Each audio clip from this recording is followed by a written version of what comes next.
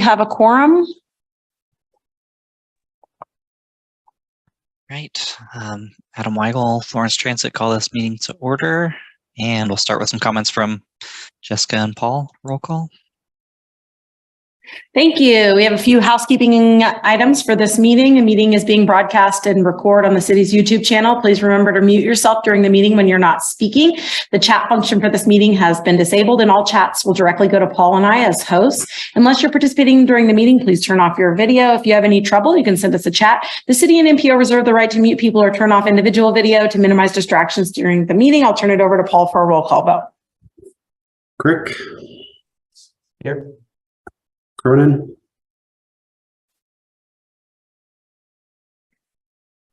Here.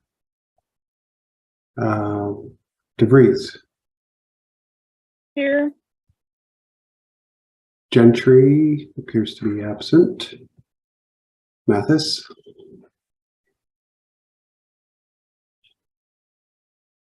Rodden.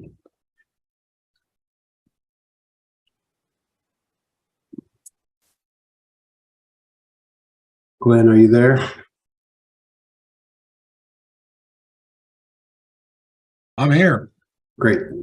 And Voigt. I'm here.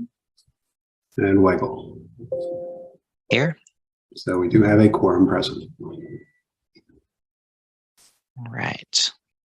Did we hear from Lindley? Did you do Sanford? Did we hear from Lindley? Oh, thank you. I skipped Lindley. Sanford. I'm here. All right. So item B is public comment. Do we have any written public comment or anybody in the room? Nobody has provided written comment. There's nobody in person and no one has indicated online they would like to comment. All right. We will move to item C, which is approval of the minutes. We have April 4th minutes. Any questions or discussion on this or any motions? I'd move to approve the April 4th minutes. I second that. Got a motion from Jeff, a second from Dave. Can we do a roll call? Crick. Aye. Cronin. Aye. DeVries. Aye. Mathis.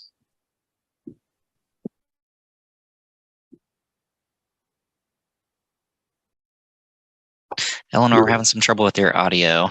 Not sure if you want to check your settings. Maybe give us a test. Nothing yet. Maybe a thumbs up for a yes vote. Rodden. Yes. Sanford. Aye. Voigt. Aye. Weigel. Aye.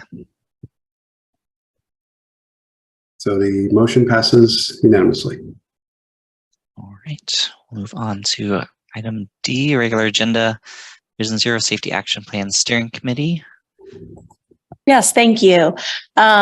We were successful in partnership with the City of Lawrence and Eudora and Baldwin City to acquire a Safe Streets and Roads for All grant to proceed with planning for a Vision Zero Safety Action Plan.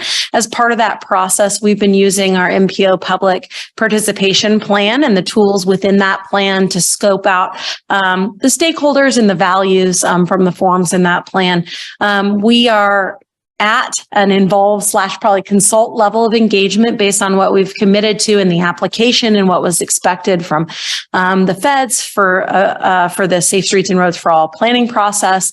And so we are prepared for your consideration today and some discussion, a draft steering committee for the Safe Streets and Roads for All planning process. We are waiting to get our new federal liaison from Federal Highways and still waiting on a contract to proceed with this work, but we want to make sure this isn't holding it up because we do have some other committees that will need to be pursuing appointments. And so we don't want the timing to delay us any on developing our steering committee. We have identified a list of who all we think needs to be included in that. I'm happy to share my screen and look at that really quickly with you all. Remember, this involves 3 municipalities. And so we do have representation kind of from each of those organizations, and then some larger connections back with Haskell and KU in terms of safety and representing populations. Was there any stakeholder group that people felt was missing from our steering committee perspective? We did identify some additional stakeholder groups, and that you'll see kind of later at a later point in time in terms of thinking about the public participation plan and who we are working to engage directly. But many of those groups either were larger demographic groups at large that will need to engage in this process, that we didn't include necessarily as a point of contact on the steering committee. But I'd be happy to entertain any conversation when we've had this conversation before, kind of about who should be included. I think USD 497 is the one that people have suggested last year when we talked about some of other safety initiatives. We have a Safe Routes to School working group, and that's staffed by MPO and Municipal Services and Operations. And Dustin and I are co-partnering on coordinating this project. And so we kind of felt there was a tie in there, but I'd be happy to entertain any suggestions or comments you have about who might be missing, or any response to who we've drafted so far on the list. All right, open it up for members. Anyone have any initial thoughts looking at this? Others we should suggest be included?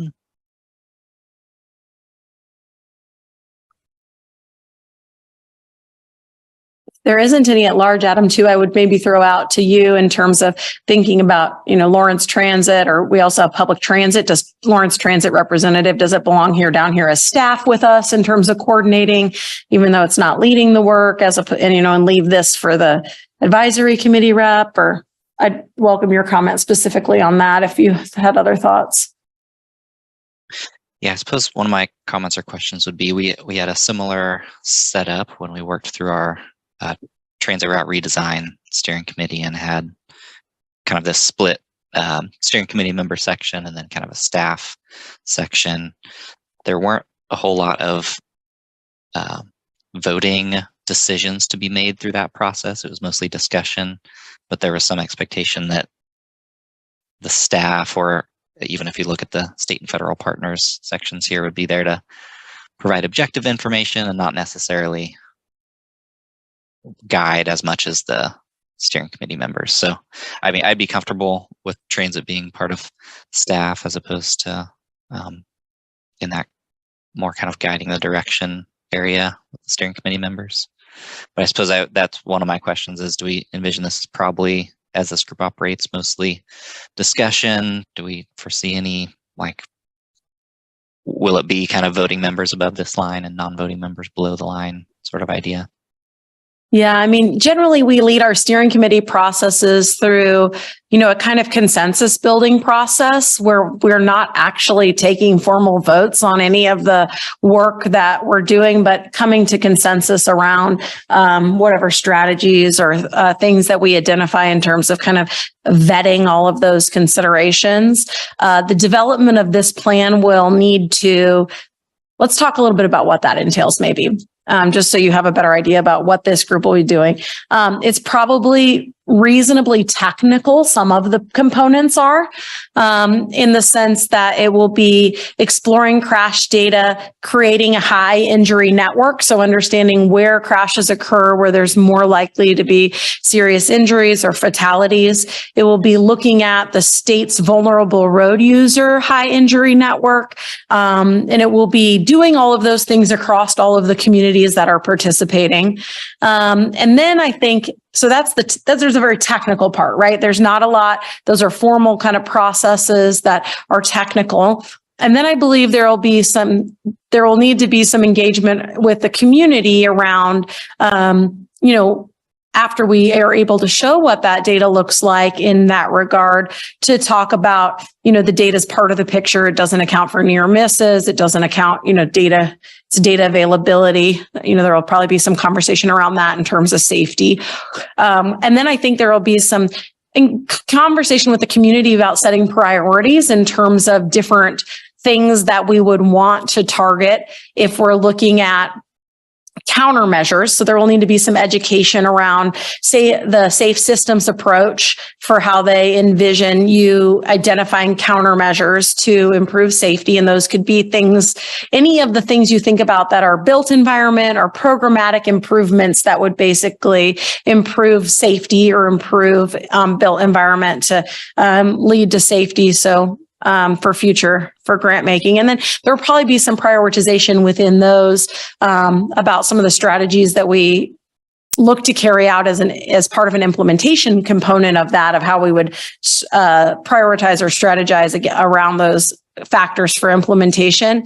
I think that also there is a very formal requirement from Safe Streets and Roads for All that we set a targets.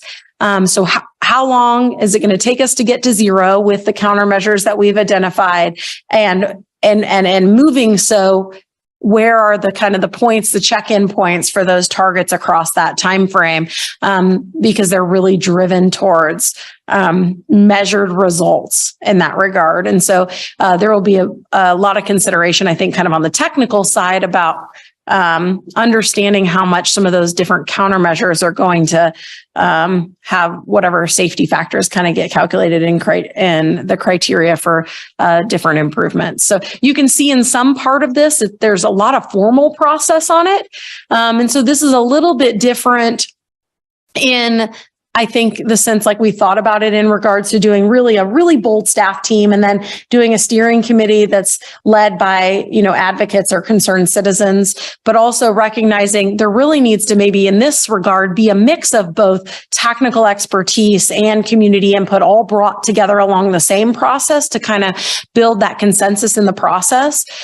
We previously left some people in that kind of staff category, but here we're working with a lot of other different staff that are beyond our agencies and beyond agencies we've worked with really intensely before. So lots of law enforcement partners, and thinking about it in that regard, we're going to need their buy-in and investment to this process, and to really get to a place where we can look to implement probably all the strategies and countermeasures that we find, that we identify in the process. So we kind of balance those considerations about what the work that we need to do. As I mentioned, there's probably some groups that we didn't include necessarily directly on this list. Maybe they're not represented by a really formulated group, but, thinking about students and how impactful that they will be as a component of education.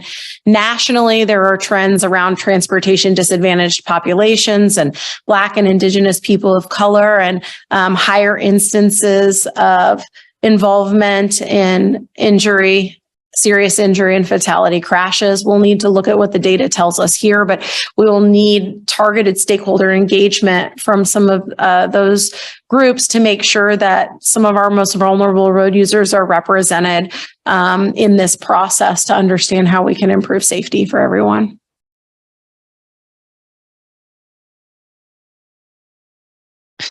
Remind me our timeline on this process. Is this a year, roughly, monthly meetings, that sort of thing?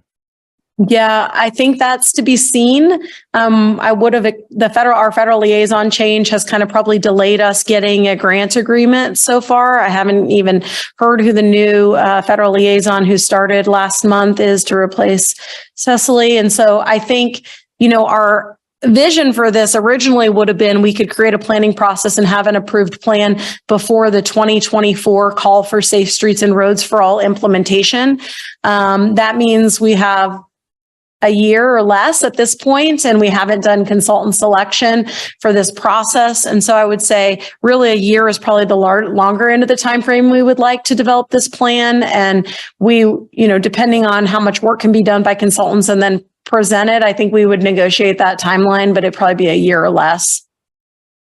So you may have a more intense phase where you have 2 or 3 meetings over a 2-month period, and then some times where you don't. I've only kind of laid out what I've researched in terms of phasing for this type of work. We would want to work with our consultant to really understand what timeline they envision for needing to achieve this kind of project. Jessica, just two groups I think that might be worth noting here, because I see the Lawrence Chamber of Commerce is noted, but Baldwin City and Eudora's Chambers of Commerce aren't noted. I didn't know if that was something of a point of consideration that we might want to take and take a look at. Yeah, I think that's something we could add. We didn't have a lot of involvement in T2050 in terms of thinking about how many participants from Baldwin City and Eudora and who those were. The Eudora Chamber declined to participate, and so I didn't include them here in this regard. They felt the city's participation in that regard was sufficient. I think, Glenn, I would be welcome to hear who from your community you think will be, we threw out there city manager or your designee. I don't know that it'll be you. It could be whoever you designate, or another city appointed person or police, how you feel about whether it needs to be chamber or Baker or whoever else. I just know from our experience of trying to reach a broader range of people, we didn't get that level of engagement or involvement. Yeah, So, right. No, that's a great point. Appreciate everybody bringing that up. Right now, we don't have a Chamber of Commerce director. We're still in the search process there. So, yeah, I'm not sure also, but that's an interesting question. I don't have a real good answer for you right now. Besides myself, I really don't have anybody else who would fill that role. So, but perhaps the next Chamber of Commerce director or somebody from the chamber would participate in that. And I'm not sure about Baker. I don't know if it's ever been brought up before. I would, on that point, we, in building a similarly varied group for the transit process I referenced there, it's just kind of a matter of fact that you end up having some groups or some people who don't end up making very many of the meetings. So I guess Right. an idea I would throw out is, depending on when we get a consultant and we understand the timeline, we might program in, if we haven't seen a certain group for 3 months or something, some sort of follow-up to see if they'd still like to be involved or if they want to redesignate someone else. Right. Just because I think we can end up going a whole process and then we never hear or see from someone, even though we tried to get them in the group. Right. and I would say if somebody's knocking down the door that finds out about our process, we can use other public participation tools like stakeholder interviews or other ways to engage with maybe if a group represents a larger group of people going and doing mobile meetings or other sorts of things for our engagement. And I don't know that to involve someone doesn't necessarily mean they have to be on the steering committee. I think the goal of the steering committee is to really ensure that we do have a diverse perspective of voices, considering all of the maybe the research, like the best practices, or considering the data and the existing conditions to help us come, to a consensus around a future implementation. If somebody came to us and said, we feel you left us out of this, I think that would be something we come back and we can amend this group in the process. And regardless of if they're on the formal list or not, these would all be public meetings that people could attend in terms of sharing their comment and consideration for. And we would welcome that if, we figured out, Glenn, maybe the public library or, some cultural arts group had a big interest in the identity around safety and transportation safety, that we wouldn't want to exclude anyone. And I think thinking creatively about some of those roles may be important in the long run to think about what implementation across all of our communities looks like. Yeah, the school system too might also be interested. So yeah, I think there's a lot of people who might be, but that educational process.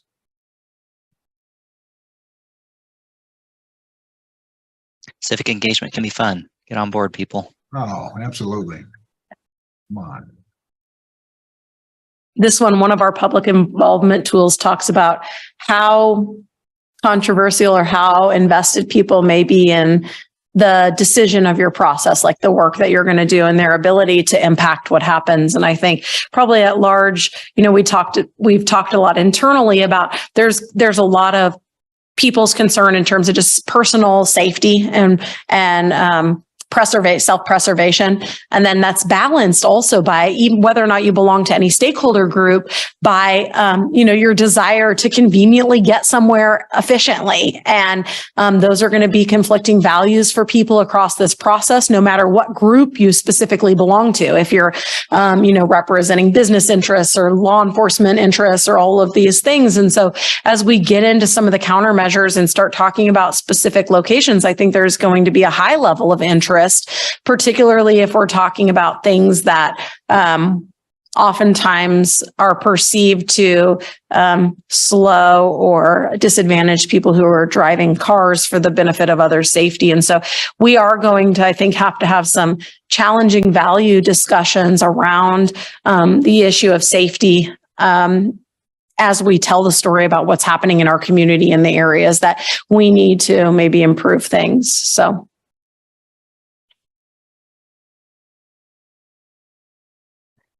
All right. Any other thoughts or questions from members?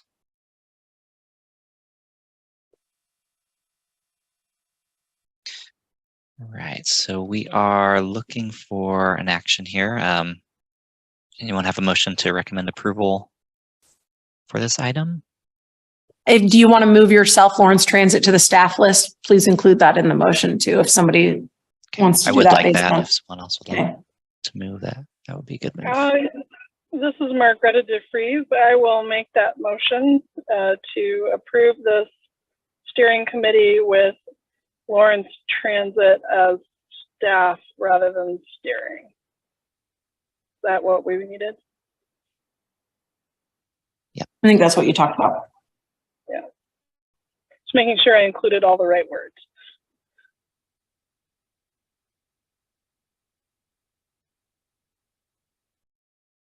I second the motion. Motion from Margareta, second from Dave. Do a roll call vote, Paul. Rick, Aye. Cronin, Aye. DeVries, Aye. Mathis, Aye. Rodden, Aye. Sanford. I'm sorry. Could you tell me what I'm saying aye or nay to? I had somebody in the office and I missed part of that. Can I get We a are- brief? Yeah, we're approving the steering committee list for the Vision Zero Safety Action Plan. Then I vote aye. Voigt, Aye. Weigel. Aye. The motion passes unanimously. All right. Thank you, everyone. Do we have a item E as other business? Do we have any other business to discuss, members or from staff? None that I know of. Right. Well, our next meeting is on June 6th or another date set by TAC. Everyone have a great day. Thank you. Bye. Bye.